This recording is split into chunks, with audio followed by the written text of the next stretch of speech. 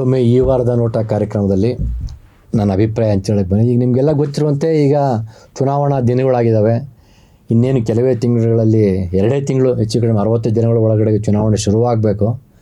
ಆದರೆ ಚುನಾವಣಾ ಆಯೋಗದ ಆಯುಕ್ತರಾದಂಥ ಅರುಣ್ ಗೋಯಲ್ ಅವರು ರಾಜೀನಾಮೆ ಕೊಟ್ಟಿದ್ದಾರೆ. ದಿಢೀರ್ನ ರಾಜೀನಾಮೆ ಕೊಟ್ಟಿರೋದೆಲ್ಲ ಗೊತ್ತು ನಿಮಗೆ.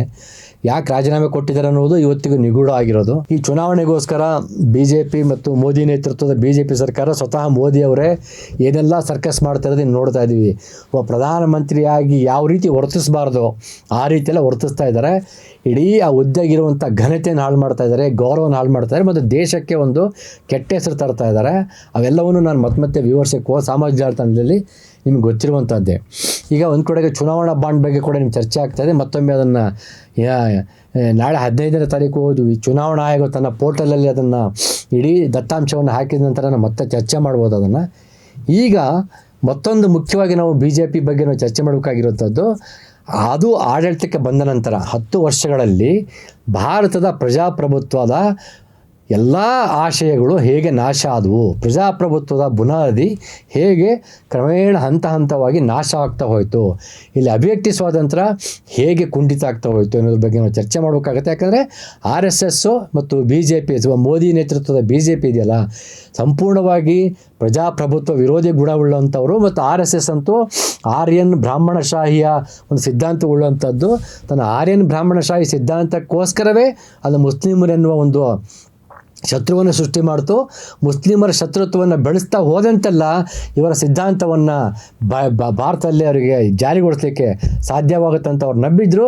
ಅದೇ ಥರ ಆಗ್ತಾ ಇದೆ. ಕಳೆದ 70 ವರ್ಷಗಳಲ್ಲಿ ಅವರು ಬೆಳೆಸಿದಂಥ ಮುಸ್ಲಿಂ ವಿರುದ್ಧದ ದ್ವೇಷ ಇದೆಯಲ್ಲ, ಅವರಿಗೆ ಮುಖ್ಯವಾದ ಅದರ ಉದ್ದೇಶವೇ ದಲಿತರ, ವಂಚಿತ ಸಮುದಾಯಗಳ ಒಂದು ಸಬಲೀಕರಣ ನಡೀತಾ ಇತ್ತು, ಅವರ ಪ್ರಾತಿನಿಧ್ಯ ನಡೀತಾ ಇತ್ತು. ಅದನ್ನು ಕೊನೆಗೊಳಿಸೋದಾಗಬೇಕಾಗಿತ್ತು. ಆದರೆ ಮತ್ತೊಂದು ಕಡೆಗೆ ಆ ರೀತಿ ನೇರವಾಗಿ ಮಾಡಿದ್ರೆ ತಮ್ಮ ಮೇಲೆ ಅಪಾದನೆ ಬರ್ತಂತ ಹೇಳ್ಬಿಟ್ಟು ಮೋದಿ ನೇತೃತ್ವದ BJP ಸರ್ಕಾರದ ಮೂಲಕ ನಾವು ದಲಿತರಿಗೆ ಎಲ್ಲ ರೀತಿಯ ಅವಕಾಶ ಕೊಡ್ತಾ ಇದ್ದೀವಿ ಎನ್ನುವಂತಹ ಅನೇಕ ರೀತಿಯ ಯೋಜನೆಗಳನ್ನು ಕೊಟ್ಟಿದ್ದನ್ನು ನಾವು ನೋಡ್ತಾ ಹಿಂದೆ ನಾವು ಮಾತಾಡಿದ್ದೀವಿ. ಆ ಯೋಜನೆಗಳು ಎಷ್ಟು ನಕಲಿ ಯೋಜನೆಗಳಾಗಿದ್ದಾವೆ ಅನ್ನೋದು ಕೂಡ ನಾವು ನಿಮ್ಮ ಹತ್ರ ಮಾತಾಡಿದ್ದೀವಿ. ಹೀಗಾಗಿ ಒಂದು ಕಡೆಗೆ ಚುನಾವಣಾ ಬಾಂಡ್ ಮೂಲಕ ದೊಡ್ಡ ಭ್ರಷ್ಟಾಚಾರ ಹಗರಣ ಹೊರಗೆ ಬರ್ತಾ ಇದೆ. ಮತ್ತು ಮೋದಿ ಮತ್ತು ಮೋದಾನಿ ಅಂತ ಕರಿತೀವಿ, ಅಂಬಾನಿ ಮತ್ತು ಅದಾನಿಗಳ ನೇತೃತ್ವಕ್ಕೆ ಅವ್ರು ಕೊಟ್ಟಂತಹ ಸಂಪೂರ್ಣ ಬೆಂಬಲ, ಇಲ್ಲಿನ ಬಡ ಜನರಿಗೆ ಕೊಡಬೇಕಾಗಿದ್ದಂಥ ಬೆಂಬಲವನ್ನು ಈ ಅತಿ ಶ್ರೀಮಂತರಿಗೆ ಕೊಟ್ಟಿದ್ದು ಕೂಡ ದೊಡ್ಡ ಭ್ರಷ್ಟಾಚಾರ ಹಗರಣ ಆಗಿದೆ. ಮತ್ತು ರೈತರಿಗೆ ಮಿನಿಮಮ್ ಸಪೋರ್ಟಿಂಗ್ ಪ್ರೈಸ್ ಕೊಡದೇ ಇರುವುದರಂಥ ವಿಷಯ ಕುರಿತಂತೆ ದೊಡ್ಡ ಪ್ರತಿಭಟನೆ ನಡೀತಾ ಇದೆ. ಎಲ್ಲದರ ಜೊತೆಗೆ ನಾವು ಚರ್ಚೆ ಮಾಡಬೇಕಾಗಿರೋದು ಪ್ರಜಾಪ್ರಭುತ್ವದ ಮೌಲ್ಯಗಳು ಹೇಗೆ ಕುಸಿತಗೊಂಡಿದ್ದಾವೆ, ಹೇಗೆ ಸಂವಿಧಾನದ ನೀತಿಗಳು ಸಂಪೂರ್ಣವಾಗಿ ನಾಶ ಆಗಿದ್ದಾವೆ. ಸಂವಿಧಾನ ಇವರು ಬದಲಾಯಿಸೋದು ಬೇಕಾಗಿಲ್ಲ. ಇವರು ಸಂವಿಧಾನವನ್ನೇ ದುರ್ಬಳಕೆ ಮಾಡಿಕೊಂಡು ತಮಗೆ ಬೇಕಾದ ರೀತಿಯಲ್ಲಿ ತಿರುಚಿಬಿಡೋದ್ರಿಂದ ಸಂವಿಧಾನದ ನೀತಿಗಳು ಕೂಡ ನಾಶ ಆಗಿದ್ದಾವೆ. ಪ್ರಜಾಪ್ರಭುತ್ವವು ಹಂತವಾಗಿ ನಾಶವಾಗ್ತಾ ಇದೆ. ಅದರ ಬಗ್ಗೆ ನಾವು ಮತ್ತೆ ಚರ್ಚೆ ಮಾಡಿ. ಯಾಕಂದರೆ ಒಂದು ದೇಶ ಉಳಿಬೇಕಂದ್ರೆ, ಪ್ರಜಾಪ್ರಭುತ್ವ ಉಳಿಬೇಕಂದ್ರೆ ಅಲ್ಲಿ ಅಭಿವ್ಯಕ್ತಿ ಸ್ವಾತಂತ್ರ್ಯ ಇರಬೇಕಾಗತ್ತೆ, ಪತ್ರಿಕಾ ಸ್ವಾತಂತ್ರ್ಯ ಇರಬೇಕಾಗತ್ತೆ, ಚರ್ಚೆ ನಡಿಬೇಕಾಗತ್ತೆ, ವಾಗ್ವಾದ ನಡಿಬೇಕಾಗತ್ತೆ, ಸಂವಾದ ನಡಿಬೇಕಾಗತ್ತೆ. ಮತ್ತು ಪ್ರಭುತ್ವ ಸದಾ ಟೀಕೆಗೆ ತನ್ನನ್ನು ತಾನು ತೆರೆದಿಟ್ಕೊಳ್ಬೇಕಾಗತ್ತೆ. ಆಗ ಮಾತ್ರ ಪ್ರಜಾಪ್ರಭುತ್ವ ಉಳಿಯುತ್ತೆ. ಕೇವಲ ಪ್ರಜಾಪ್ರಭುತ್ವ ಜನರ ಒಳ್ಳೆಯ ಬದುಕಾಗಿ ಮಾತ್ರವಲ್ಲ, ನಿಮ್ಮ ವ್ಯಾಪಾರಕ್ಕಾಗಿ ಸಹ, ಆರ್ಥಿಕ ವ್ಯವಹಾರಕ್ಕೋಸ್ಕರ ಪ್ರಜಾಪ್ರಭುತ್ವ ಉಳಿಬೇಕು. ಯಾಕಂದರೆ ಇಲ್ಲಿ ಸದಾ ದ್ವೇಷ, ತಲ್ಲಣ ಮತ್ತು ಗಲಭೆಗಳು ಇದ್ದರೆ ಯಾವುದೇ ರೀತಿಯ ವ್ಯಾಪಾರಿಗಳು ಅಥವಾ ಇಂಡಸ್ಟ್ರಿಯಲಿಸ್ಟ್ಗಳಾಗಲಿ ಇಲ್ಲಿಗೆ ಬಂದು ಹೂಡಿಕೆ ಮಾಡೋದಿಲ್ಲ. ಇದು ಸಹ ನಾವು ಅರ್ಥ ಮಾಡ್ಕೊಳ್ಬೇಕು. ಹೀಗಾಗಿ ಕಳೆದ 10 ವರ್ಷಗಳಲ್ಲಿ ಹೇಗೆ ಮೋದಿ ನೇತೃತ್ವದ BJP ಸರ್ಕಾರ ಬಂದ ಮೇಲೆ ಇಲ್ಲಿ ಪ್ರಜಾಪ್ರಭುತ್ವ ನಾಶ ಆಯಿತು ಅಂತ ನಾವು ನೋಡಬೇಕಾಗತ್ತೆ. ನಿಮಗೆಲ್ಲ ಗೊತ್ತಿರುವಂತೆ ಅವರಿಂದ ಯಾವುದೇ ಒಂದು ಸಾರ್ವಜನಿಕ ಸಂಸ್ಥೆಗಳನ್ನೆಲ್ಲ ನಾಶ ಮಾಡಿದಾರೆ ಅಂತ ಗೊತ್ತಾಗುತ್ತೆ. ED ಆಗಿರ್ಬೋದು, CBI ಆಗಿರ್ಬೋದು, IT ದಾಳಿ ಆಗಿರ್ಬೋದು, ಎಲ್ಲವನ್ನೂ ನಾಶ ಮಾಡಿದ್ದಾರೆ. ನಮಗೆ ಈ ರೀತಿಯ ಮೌಲ್ಯಮಾಪನ ಮಾಡಬೇಕಂದ್ರೆ ಕೆಲವು ನಾವು ವಿಶ್ವಾಸಾರ್ಹ ಇರುವಂತಹ ಸಂಸ್ಥೆಗಳನ್ನು ನಾವು ರೆಫರ್ ಮಾಡಬೇಕಾಗತ್ತೆ. ಅದೇ ರೀತಿಯ ಒಂದು ಸಂಸ್ಥೆ ವೀಡರ್ಮ್ ಅಂತ ಒಂದು ಸಂಸ್ಥೆ, ಅದು ವೆರೈಟೀಸ್ ಆಫ್ ಡೆಮೋಕ್ರಸಿಯ ವಿವಿಧ ಮಜಲುಗಳನ್ನು ಒಂದು ಮೌಲ್ಯಮಾಪನ ಮಾಡಿ ಅದನ್ನು ನಮ್ಮ ಮುಂದೆ ಇಡುತ್ತೆ. ನಿಮ್ಮ ದೇಶದಲ್ಲಿ ಪ್ರಜಾಪ್ರಭುತ್ವದ ಈ ಹಂತದಲ್ಲಿದೆ ಅಂತ ಹೇಳ್ಬಿಟ್ಟು ಅನೇಕ ರೀತಿಯ ವಿವಿಧ ಪದರುಗಳಲ್ಲಿ, ವಿವಿಧ ಆಯಾಮಗಳಲ್ಲಿ ಸಮೀಕ್ಷೆ ಮಾಡುತ್ತೆ. ಆ ವೀಡರ್ಮ್ ಸಮೀಕ್ಷೆಯ ಪ್ರಕಾರ 2023ರಲ್ಲಿ ಏನು ವೀಡರ್ಮ್ ಸಮೀಕ್ಷೆ ಮಾಡಿದೆ, ಆ ವೀಡರ್ಮ್ ಸಮೀಕ್ಷೆ ಪ್ರಕಾರ ಭಾರತವು 40 to 50% ಅಟ್ರಾಸಿಟಿ, ಒಂದು ಸರ್ವಾಧಿಕಾರಿ ಆಡಳಿತದಲ್ಲಿದೆ ಅಂತ ಹೇಳ್ತಾ ಇದೆ. ಮತ್ತು ಅದು ಒಂದು ಜಾಗತಿಕವಾಗಿ ಸುಮಾರು 179 ದೇಶಗಳನ್ನು ಪರಿಗಣನೆಗೆ ತೊಗೊಂಡಿದೆ. 179 ದೇಶಗಳ ಪೈಕಿ ಭಾರತ ಕೆಳಗಿನ ಮಟ್ಟದಿಂದ ಕೆಳಹಂತದಿಂದ 45-50% ಕೆಳಹಂತದಲ್ಲಿದೆ. ಅದು ಕೆಳಹಂತದಲ್ಲಿರುವಂತಹ ಭಾರತ ಅಲ್ಲಿ ಸ್ವತಂತ್ರ ಪ್ರಜಾಪ್ರಭುತ್ವ ದೇಶದ ಸೂಚ್ಯಂಕ ಅಂದರೆ ಲಿಬರಲ್ ಡೆಮೊಕ್ರೆಟಿಕ್ ಸೂಚ್ಯಂಕದ ಪ್ರಕಾರ ಭಾರತ 104ನೇ ರ್ಯಾಂಕ್ ಪಡೆದಿದೆ. ಮತ್ತು ಚುನಾವಣಾ ಪ್ರಜಾಪ್ರಭುತ್ವದ ಸೂಚ್ಯಂಕದಲ್ಲಿ ಅದು 110ನೇ ರ್ಯಾಂಕ್ ಪಡೆದಿದೆ. ಮತ್ತು ಲಿಬರಲ್ ಕಾಂಪೊನೆಂಟ್ ಸೂಚ್ಯಂಕದಲ್ಲಿ ಅದು 92ನೇ ರ್ಯಾಂಕ್ ಪಡೆದಿದೆ. ಮತ್ತು ಸಮತಾವಾದದ ಕಾಂಪೊನೆಂಟ್ ಸೂಚ್ಯಂಕದಲ್ಲಿ 137ನೇ ರ್ಯಾಂಕ್ ಪಡೆದಿದೆ. ಮತ್ತು ಪಾಲ್ಗೊಳ್ಳುವಿಕೆಯ ಕಾಂಪೊನೆಂಟ್ ಅಂತಂದರೆ ಪಾರ್ಟಿಸಿಪೇಟರಿ ಡೆಮೋಕ್ರಸಿಯಲ್ಲಿ ಅದು 103ನೇ ರ್ಯಾಂಕ್ ಪಡೆದಿದೆ. ಅಂತಂದರೆ ನಾವು ಅರ್ಥ ಮಾಡ್ಕೊಳ್ಬೇಕು, ಭಾರತದಲ್ಲಿ ಯಾವ ರೀತಿಯ ಡೆಮೋಕ್ರಸಿ ಇದೆ, ಅಟ್ರಾಸಿಟಿ ಆಫ್ ರೂಲಿಂಗ್ ಕ್ಲಾಸ್ ಅಂತ ಇದೆ, ರೂಲಿಂಗ್ ಸ್ಟೇಟ್ ಅಂತ ಹೇಳ್ತೇವಲ್ಲ, ಅದರ ಅಟ್ರಾಸಿಟಿ ಯಾವ ಹಂತದಲ್ಲಿದೆ ಅಂತ ಹೇಳ್ಬಿಟ್ಟು ನಮಗೆ ಈ ಅಂಕಿಅಂಶಗಳ ಮೂಲಕ ಗೊತ್ತಾಗುತ್ತೆ. ಯಾಕೆಂತಂದರೆ ಇದು ಅವರು ಕೊಟ್ಟಿರೋ ಪ್ರಕಾರ ಭಾರತವು ಐವರಿ ಸ್ಟೋರ್ ಮತ್ತು ಇನ್ನೊಂದು ನಿಗ್ರ ಎನ್ನುವ 2 ದೇಶದ ಮಧ್ಯೆ ಬರುತ್ತಂತೆ ಪ್ರಜಾಪ್ರಭುತ್ವಕ್ಕೆ ಸಂಬಂಧಪಟ್ಟಂತೆ. ಇದನ್ನು ನಾವು ಆಲ್ರೆಡಿ ನೋಡಿದ್ದೀವಿ. ಕಥುವಾ ಎನ್ನುವ ಜಮ್ಮು ಮತ್ತು ಕಾಶ್ಮೀರದಲ್ಲಿ ಕಥುವಾ ಎನ್ನುವುದು ಪ್ರಚಾರ ನಡೆದಾಗ ಅಲೆಮಾರಿ ಬಾಲಿಕೆಯ ಮೇಲೆ ಯಾರೋ ಒಬ್ಬ ಹಿಂದೂ ಧರ್ಮಿಗೆ ಸಂಬಂಧಪಟ್ಟನ್ನು ಅತ್ಯಾಚಾರ ಮಾಡಿ ಕೊಲೆ ಮಾಡಿದರೂ ಕೂಡ ಅವ್ರಿಗೆ ನ್ಯಾಯ ಸಿಕ್ಕಿಲ್ಲದೆ ನೋಡ್ತಾ ಇದ್ದೀವಿ. ಉನ್ನಾವದಲ್ಲಿ ಅತ್ಯಾಚಾರ ಪ್ರಕರಣ ಆಯಿತು ಉತ್ತರ ಪ್ರದೇಶದಲ್ಲಿ, ಅಲ್ಲಿಯೂ ಸಂತ್ರಸ್ತರಿಗೆ ದಲಿತ ಮಹಿಳೆ ಮೇಲೆ ಅತ್ಯಾಚಾರ ಆಗಿದ್ದು ನಮಗೆ ನ್ಯಾಯ ಸಿಕ್ಕಿಲ್ಲ. ಹತ್ರಾಸಲ್ಲಿ ದಲಿತ ಯುವತಿಯನ್ನು ಅತ್ಯಾಚಾರ ಮಾಡಿ ಕೊಲೆ ಮಾಡಿದರು, ಇನ್ನೂ ನ್ಯಾಯ ಸಿಕ್ಕಿಲ್ಲ. ಕರ್ನಾಟಕದಲ್ಲಿ ಅದೇ ರೀತಿಯ ಉದಾಹರಣೆಗಳನ್ನ ಕೊಡ್ಬೋದು. ಈ ರೀತಿಯಾಗಿ ಎಲ್ಲ ದಲಿತರ ಮೇಲೆ ಅತ್ಯಾಚಾರ ನಡೀತಾ ಇದೆ, ಅಲೆಮಾರಿಗಳ ಮೇಲೆ ಅತ್ಯಾಚಾರ ನಡೀತಾ ಇದೆ ಮತ್ತು ಅಲ್ಲಿ ಅತ್ಯಾಚಾರ ಕೊಲೆ ಮಾಡ್ತಾ ಇದ್ದಾರೆ. ಇದು ಮೋದಿಯವರ 10 ವರ್ಷಗಳ ಕಾಲದಲ್ಲಿ ನಡೆದಂತಹ ಒಂದು ಪ್ರಜಾಪ್ರಭುತ್ವದ ಮೌಲ್ಯಮಾಪನ ಮಾಡಿದ್ರೆ ಹೇಳಬೇಕಾಗತ್ತೆ. ಮತ್ತು ಎಲ್ಲಿಯೂ ಒಂದು ಡೆಮೋಕ್ರಸಿ ಉಳಿದಿಲ್ಲ ಅಂತ ನಿಮಗೆ ಆಲ್ರೆಡಿ ಕೊಟ್ಟಿರುವಂಥ ಅಂಕಿಅಂಶಗಳಲ್ಲಿ ಗೊತ್ತಾಗುತ್ತೆ. JNUನಲ್ಲಿ ಡೆಮೋಕ್ರಸಿ ಹೋಗಿದೆ, ಡೆಲ್ಲಿ ಯೂನಿವರ್ಸಿಟಿನಲ್ಲಿ ಡೆಮೋಕ್ರಸಿ ಹೋಗಿದೆ, ಎಲ್ಲ ವಿಶ್ವವಿದ್ಯಾಲಯಗಳಲ್ಲಿ ಪ್ರಜಾಪ್ರಭುತ್ವ ಉಳ್ಕೊಂಡಿಲ್ಲ, ಕ್ಯಾಂಪಸ್ ಡೆಮೋಕ್ರಸಿ ಉಳ್ಕೊಂಡಿಲ್ಲ. ಮೊನ್ನೆ JNUನಲ್ಲಿ ವಿದ್ಯಾರ್ಥಿ ಸಂಘಟನೆ ಹೇಗೆ ನಡೆಸಬೇಕನ್ನುವ ವಿದ್ಯಾರ್ಥಿ ಸಂಘಟನೆ ನಡುವ ಒಂದು ಚರ್ಚೆ ನಡೆದಾಗ AVP ಗೂಂಡಾಗಳು ದಾಳಿ ಮಾಡಿದ್ದನ್ನು ಕೂಡ ನೀವು ಓದಿರ್ತೀರ. ಅಥವಾ ಮಾಧ್ಯಮಗಳಲ್ಲಿ ಈ ವಿಚಾರ ಚರ್ಚೆ ಆಗದೇ ಇರೋದ್ರಿಂದ ನಮಗೆ ಯಾವುದೇ ಮಾಹಿತಿಗಳು ಗೊತ್ತಾಗೋದಿಲ್ಲ ಅಂತ ನಿಮ್ಗೆ ಗೊತ್ತಿದೆ. ಅಥವಾ ಇನ್ನೂ ನೀವು ಉದಾಹರಣೆ ಕೊಡಬೇಕಂದ್ರೆ ಸಾಯಿಬಾಬಾ ಅಂತೇಳಿ ಡೆಲ್ಲಿ ಯೂನಿವರ್ಸಿಟಿಯ ಭಾಳ ಪ್ರೊಫೆಸರ್ ಆಗಿರುವಂಥವ್ರು ಮತ್ತು ಭಾಳ ದೊಡ್ಡ ಸಾಮಾಜಿಕ ಹೋರಾಟಗಾರರು, ಚಿಂತಕರು, ಭಾರತಕ್ಕೆ ಒಂದು ಹೆಮ್ಮೆಯ ಚಿಂತಕರಾಗಿರುವಂಥವ್ರು. ಅವರಿಗೆ ಪೋಲಿಯೋ ಆಗಿರೋದ್ರಿಂದ ಅವರಿಗೆ ಒಂದು ರೀತಿಯ ಹ್ಯಾಂಡಿಕ್ಯಾಪ್ ಆಗಿರುವಂಥ ಒಬ್ಬ ಪ್ರೊಫೆಸರ್ ಆಗಿದ್ದರು. ಆದರೆ ಅವ್ರ ಮೇಲೆ ನಕ್ಸಲ್ ಸಪೋರ್ಟಿವ್ ಬೆಂಬಲ ಕೊಡ್ತೀರಾ ಅಂತ ಹೇಳ್ಬಿಟ್ಟು, ಮಾವೋವಾದಿಗಳಿಗೆ ಬೆಂಬಲ ಕೊಡ್ತೀರಾ ಅಂತ ಹೇಳ್ಬಿಟ್ಟು ಯಾವ ಸಾಕ್ಷ್ಯಾಧಾರವಿಲ್ಲದೆ UAPA ಅಡಿಯಲ್ಲಿ ಅವ್ರನ್ನ ಬಂಧಿಸಿಬಿಟ್ಟು 10 ವರ್ಷಗಳ ಕಾಲ ಅವ್ರನ್ನ ವಿಚಾರಣೆ ನಡೆಸಿಬಿಟ್ರು, ಜೈಲಲ್ಲಿಟ್ಟರು. ಅವರಿಗೆ ಅನಾರೋಗ್ಯ ತುತ್ತಾದರೂ ಸಹ ಅವರಿಗೆ ಯಾವುದೇ ರೀತಿಯ ಸಹಾಯ ಕೊಡಲಿಲ್ಲ. ಅವರಿಗೆ ಪೋಲಿಯೋ ಆಗಿದೆ, ಅವ್ರಿಗೆ ಹ್ಯಾಂಡಿಕ್ಯಾಪ್ ಆಗಿದ್ದಾರೆ, ಅವ್ರಿಗೆ ಅಡ್ಡಾಡೋಕ್ಕಾಗ್ತಿಲ್ಲ ಅಂದರೂ ಸಹ ಅವರಿಗೆ ವೈದ್ಯಕೀಯ ಸೌಲಭ್ಯ ಕೊಡದಿರೋದನ್ನು ನಾವು ನೋಡ್ತಾ ಇದ್ದೀವಿ. ಕೊನೆಗೂ 10 ವರ್ಷಗಳ ನಂತರ ಅವರ ವಿರುದ್ಧ ಯಾವುದೇ ಚಾರ್ಜ್ ಶೀಟ್ ಸಲ್ಲಿಸಲು ವಿಫಲವಾದಂಥ ಸರ್ಕಾರ, ಮಹಾರಾಷ್ಟ್ರ ಸರ್ಕಾರವನ್ನು ಆ ಬಂಧನವನ್ನು ತಿರಸ್ಕರಿಸಿದ ಬಾಂಬೆ ಹೈಕೋರ್ಟು ಅವ್ರ ಮೇಲಿರುವಂಥ ಆರೋಪಗಳನ್ನೆಲ್ಲ ತೆಗೆದುಹಾಕಿದ್ದನ್ನು ನೋಡ್ತಾ ಇದ್ದೀವಿ. ಆದರೆ 10 ವರ್ಷಗಳ ಕಾಲ ಸಾಯಿಬಾಬಾ ಅವರ ಬದುಕು ಕಳ್ಕೊಂಡ್ರಲ್ಲ, ಅದನ್ನು ಯಾರು ತಂದು ಕೊಡ್ತಾರೆ?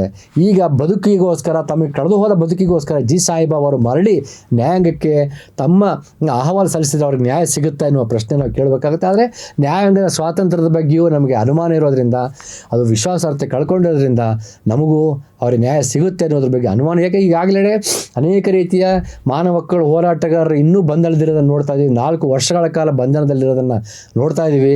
ಅವರಿಗೆ ಇದುವರೆಗೂ ಅವ್ರ ಮೇಲೆ ಯಾವುದೇ ರೀತಿಯ ಚಾರ್ಜ್ ಶೀಟ್ ಸಲ್ಲಿಸಲಿಕ್ಕಾಗ್ತಾ ಇಲ್ಲ. ಆದರೆ UAPA ಅಡಿಯಲ್ಲಿ ಅವ್ರನ್ನ ಬಂಧಿಸ್ತಾ ಇದ್ದಾರೆ. ಇಂತಹ ಒಂದು ವ್ಯವಸ್ಥೆಯಲ್ಲಿ ಭಾರತ ಸಿಲುಕಿದೆ. ಇವತ್ತು ನೀವು ಸುರಕ್ಷಿತ ಅಂತ ಭಾವಿಸಿದರೆ ಅದು ಕೇವಲ ಭ್ರಮೆ ಅಂತ ಹೇಳಬೇಕಾಗತ್ತೆ. ನೀವು ಸುರಕ್ಷಿತವಲ್ಲ, ಯಾರೂ ಸುರಕ್ಷಿತರಲ್ಲ. BJP ಮತ್ತು ಮೋದಿ ನೇತೃತ್ವದ RSSನ ಪ್ರಭಾವ ಇರುವಂಥ ಆಡಳಿತದಲ್ಲೇ ಅನ್ನೋದಕ್ಕೆ ಹೀಗೆ ನಾನು ಕೊಟ್ಟಂಥ ಅಂಕಿಅಂಶಗಳನ್ನ ಹೇಳಬೇಕಾಗತ್ತೆ. ಮತ್ತೊಂದು ವರದಿಯನ್ನು ನಾವು ವಾಷಿಂಗ್ಟನ್ DC ಗ್ರೂಪ್ ಅಂತ ಒಂದು ಸಂಸ್ಥೆ, ಅಂತಾರಾಷ್ಟ್ರೀಯ ಸಂಸ್ಥೆ ಕೊಟ್ಟಿದೆ. 2023ರಲ್ಲಿ ಭಾರತದಲ್ಲಿ ಸುಮಾರು ಅವರೊಂದು ಸಮೀಕ್ಷೆ ಮಾಡಿ ಕೊಟ್ಟಿರುವಂಥದ್ದು 668 ದ್ವೇಷದ ಮೇಲೆ ಹಲ್ಲೆ ಮಾಡುವಂತಹ ಘಟನೆಗಳು, ಇವೆಂಟ್ಸ್ ನಡೆದಿವೆ ಅಂತ ಹೇಳಿದ್ದಾರೆ. 668 ಇವೆಂಟ್ಸ್ ನಡೆದಿವೆ ಅಂತ ಹೇಳಿದ್ದಾರೆ. ಅದರಲ್ಲಿ 2023ರ ಮೊದಲ ಭಾಗದಲ್ಲಿ 255 ಘಟನೆ ನಡೆದಿವೆ. ದ್ವೇಷ ಭಾಷಣದ ಘಟನೆಗಳು, ದ್ವೇಷ ಭಾಷಣವನ್ನು ಆಧರಿಸಿ ನಡೆದಂತಹ ಹಲ್ಲೆ ಮತ್ತು ದೌರ್ಜನ್ಯದ ಘಟನೆಗಳಲ್ಲಿ 2023ರ ಮೊದಲ ಭಾಗದಲ್ಲಿ 255 ಘಟನೆಗಳಾಗಿದ್ದಾವೆ. ಎರಡನೇ ಭಾಗದಲ್ಲಿ 413 ಘಟನೆ, ಅಂದರೆ ಎರಡನೇ ಭಾಗದಲ್ಲಿ 62% ಘಟನೆಗಳು ಎರಡನೇ ಭಾಗದಲ್ಲಾಗಿದ್ದಾವೆ. ದ್ವೇಷ ಭಾಷಣದ ಪ್ರಚೋದಿತವಾದಂಥ ಹಲ್ಲೆಯ ಘಟನೆಗಳು. ಮತ್ತು ಇದರಲ್ಲಿ 668 ಘಟನೆಗಳಲ್ಲಿ 498 ಘಟನೆಗಳು, ಅಂದರೆ ಹತ್ತತ್ರ 75%, 498 ಘಟನೆಗಳು BJP ಆಡಳಿತದ ರಾಜ್ಯಗಳಲ್ಲಾಗಿದ್ದಾವೆ. BJP ಆಡಳಿತ ರಾಜ್ಯಗಳಲ್ಲಿ 498 ದ್ವೇಷ ಭಾಷಣದಿಂದ ಉಂಟಾದ ಪ್ರಚೋದಿತ ಘಟನೆಗಳು ನಡೆದಿದ್ದಾವೆ. ಇವರು ಹೇಳ್ತಾ ಇದ್ದಾರೆ BJPಗೆ ಮತ ಕೊಟ್ಟರೆ ನಿಮಗೆ ಯಾವುದೇ ರೀತಿಯ ಗಲೆ ಬೀಳುವುದಿಲ್ಲ ಅಂತೇಳಿ. ಆದರೆ 75% ಘಟನೆಗಳು BJP ಆಡಳಿತ ರಾಜ್ಯಗಳಲ್ಲಿ. ಇದರಲ್ಲಿ 239 ಘಟನೆಗಳು, ಅಂದರೆ 36% ಘಟನೆಗಳು ನೇರವಾದ ದ್ವೇಷದ ಭಾಷಣವಾದ ಮೂಲಕ ಅಂದರೆ ಮುಸ್ಲಿಮರನ್ನು ಗುರಿಯಾಗಿಸಿಕೊಂಡು ಮುಸ್ಲಿಮರಿಗೆ ಓಟ್ ಹಾಕಬೇಡಿ, ಮುಸ್ಲಿಮರ ಅಂಗಡಿಗಳನ್ನು ಒಡೆದಾಕಿ, ಮುಸ್ಲಿಮರ ಮಸೀದಿಗಳ ಮೇಲೆ ದ್ವೇಷ ಭಾಷಣ ಮಾಡ್ತಿರುವಂಥದ್ದು, ಗೋಲಿ ಮಾರೋ ಸಾಲೋಂಕ್ ಅಂತ ಹೇಳಿರುವಂಥ ನೇರವಾದ ದ್ವೇಷ ಭಾಷಣ 239 ಘಟನೆಗಳಿದ್ದಾವೆ.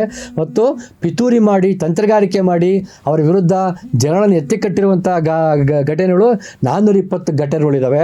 ಅದು 63% ಇದೆ. ಮತ್ತು ಅದರಲ್ಲಿ 169 ಘಟನೆಗಳಲ್ಲಿ ಮುಸ್ಲಿಮರ ಪೂಜಾ ಸ್ಥಳಗಳನ್ನು, ವರ್ಷಿಪಿಂಗ್ ಪ್ಲೇಸ್ಗಳನ್ನು ನೇರವಾಗಿ ಅದರ ಮೇಲೆ ದಾಳಿ ಮಾಡಿದ್ದಾರೆ 163 ಘಟನೆಗಳಲ್ಲಿ. ಮತ್ತು ರಾಜ್ಯವಾರು ಹೋದರೆ ಮಹಾರಾಷ್ಟ್ರದಲ್ಲಿ 118 ದ್ವೇಷ ಭಾಷಣದ ಮತ್ತು ಅದರಿಂದ ಪ್ರಚೋದಿತ ಘಟನೆಗಳು ನಡೆದಿದ್ದಾವೆ. ಉತ್ತರ ಪ್ರದೇಶದಲ್ಲಿ 104 ಘಟನೆ ಆಗಿದ್ದಾವೆ. ಮಧ್ಯಪ್ರದೇಶದಲ್ಲಿ 65 ಘಟನೆ ಆಗಿದ್ದಾವೆ. ರಾಜಸ್ಥಾನದಲ್ಲಿ 64 ಘಟನೆ ಆಗಿದ್ದಾವೆ. ಹರಿಯಾಣದಲ್ಲಿ 48, ಉತ್ತರಾಖಂಡದಲ್ಲಿ 41, ಕರ್ನಾಟಕದಲ್ಲಿ 40, ಗುಜರಾತಲ್ಲಿ 31, ಛತ್ತೀಸ್ಗಢದಲ್ಲಿ 21, ಬಿಹಾರದಲ್ಲಿ 18 ದ್ವೇಷ ಭಾಷಣ, ಅಂದರೆ ಮುಸ್ಲಿಮರನ್ನು ಅಥವಾ ಯಾವುದೇ ರೀತಿಯ ಶೋಷಿತರ ಮೇಲೆ ದ್ವೇಷ ಭಾಷಣ ಮಾಡಿ ಜನರನ್ನು ಎತ್ತುಕೊಟ್ಟುವಂಥ ಈ ಘಟನೆಗಳು ಮೋದಿ ನೇತೃತ್ವದ BJPಯ ಕಾಲದಲ್ಲಿ ನಡೆದಿರುವಂಥವು. ಇದರಲ್ಲಿ ಈ ಘಟನೆಗಳು ನಡೆದಿದ್ದಾವಲ್ಲಿ ಇದರಲ್ಲಿ 126 ಘಟನೆಗಳು ನೇರವಾಗಿ VSP ಮತ್ತು ಬಹಿರಂಗಗಳೇ ಪಾಲ್ಗೊಂಡಂಥ ಘಟನೆಗಳಾಗಿದ್ದರೆ 32% RSSನ ಅಂಗಸಂಸ್ಥೆಗಳಾದಂಥ ಸಂಘ ಪರಿವಾರಕ್ಕೆ ಸೇರಿದಂಥ VHP ಮತ್ತು ವಿಶ್ವ ಹಿಂದೂ ಪರಿಷತ್ ಮತ್ತು ಬಜರಂಗ ದಳಗಳೇ ನೇರವಾಗಿ ಪಾಲ್ಗೊಂಡಂಥ ಘಟನೆಗಳೇ 126 ಘಟನೆಗಳಿದ್ದಾವೆ. BJPಗೆ ಸಂಬಂಧಿಸಿದ ಕಾರ್ಯಕರ್ತರು, ಮುಖಂಡರು ಮಾಡಿದಂಥ ದ್ವೇಷ ಭಾಷಣಗಳು ಮಾಡಿ ಗಲಭೆಗಳಾಗಿರುವಂಥವು 50 ಗಲಭೆಗಳಿದ್ದಾವೆ. ಮತ್ತು ಸಂಘ ಪರಿವಾರ ಒಟ್ಟಾರೆಯಾಗಿ ಕಾರಣ ಆಗಿರುವಂಥವು 307 ಘಟನೆಗಳಿದ್ದಾವೆ, ಅಂದರೆ 46% ಆ ಥರ ಇದೆ. ಮತ್ತು BJP ಮುಖಂಡರು, ಅಂದರೆ ಈ ಕಾರ್ಯಕರ್ತರ ಮಟ್ಟಿಗೆ ಬಿಟ್ಬಿಡಿ, ಮುಖಂಡರ ನೆಲೆಯಲ್ಲಿ ದ್ವೇಷ ಭಾಷಣ ಮಾಡಿರುವ ಪ್ರಮಾಣ 15% ಇದೆ. ಅಂದರೆ ನೀವು ಅರ್ಥ ಮಾಡ್ಕೊಳ್ಳಿ ಯಾವ ರೀತಿಯ ದೇಶದಲ್ಲಿ ದ್ವೇಷ ಹುಟ್ಟಿ ಹಾಕಿದ್ದಾರೆ. ದ್ವೇಷದ ಮೂಲಕ ಪ್ರಜಾಪ್ರಭುತ್ವವನ್ನು ಹಾಳು ಮಾಡಿದ್ದಾರೆ, ಆ ಮೂಲಕ ಬಹುತ್ವವನ್ನು ಹಾಳು ಮಾಡಿದ್ದಾರೆ, ಆ ಮೂಲಕ ಸಾಮರಸ್ಯವನ್ನು ಹಾಳು ಮಾಡಿದ್ದಾರೆ, ಆ ಮೂಲಕ ಜನಗಳ ನಡುವಿನ ಪ್ರೀತಿ ಮತ್ತು ವಿಶ್ವಾಸವನ್ನು ಹಾಳು ಮಾಡಿದ್ದಾರೆ. ಇಂಥವರನ್ನು ನೀವು ಮತ್ತೆ ಆಯ್ಕೆ ಮಾಡ್ತೀರಾ ಅಂತ ನಾವು ಕೇಳಬೇಕಾಗತ್ತೆ. ಮತ್ತು ಸೆಕ್ಷನ್ 140, 153A ಅಂತೇನು ಕರಿತೀವಿ, ಆದರೆ ಜನಗಳ ಮಧ್ಯೆ ದ್ವೇಷವನ್ನು ಹರಡುವ ಅದರ ವಿರುದ್ಧ ಅಂತ ಒಂದು ಸೆಕ್ಷನ್ 153 ಬಳಸಿದಂತಹ ಒಂದು ಪ್ರಕರಣಗಳು, ಅಂದರೆ 2014ರಿಂದ 2020 ಒಳಗಡೆಗೆ ಸುಮಾರು 323 ಪ್ರಕರಣಗಳನ್ನು 2014ರಲ್ಲಿ 323 ಪ್ರಕರಣಗಳಿದ್ದರೆ 2020ರಲ್ಲಿ 1800 ಪ್ರಕರಣಗಳಿದಾವೆ. ಅಂತಂದರೆ ಸೆಕ್ಷನ್ 153A ದಾಖಲಿಸಿದ ಪ್ರಕರಣಗಳು, ಅಂದರೆ 2014ರಲ್ಲಿ 323 ಪ್ರಕರಣ ಇದ್ದರೆ 2020ರಲ್ಲಿ 1804 ಪ್ರಕರಣಗಳು 153 ಸೆಕ್ಷನ್ A ದ್ವೇಷವನ್ನು ತಂದಿಡುವ ದ್ವೇಷ ಭಾಷಣ ಮೂಲಕ ವೈಮನಸ್ಸನ್ನು ಸೃಷ್ಟಿ ಮಾಡುವ ಪ್ರಕರಣ ದಾಖಲಾಗಿದ್ದಾವೆ. ಅಂದರೆ ನೀವು ಅರ್ಥ ಮಾಡ್ಕೊಳ್ಳಿ, 2020ರಲ್ಲಿ ಅಂದರೆ ಮೋದಿಯವರ 2ನೇ ಟರ್ಮ್ ಅಧಿಕಾರಕ್ಕೆ ಬಂದ ನಂತರದ ವರ್ಷದಲ್ಲಿ 1800 ಪ್ರಕರಣಗಳು ದಾಖಲಾಗಿದ್ದಾವೆ.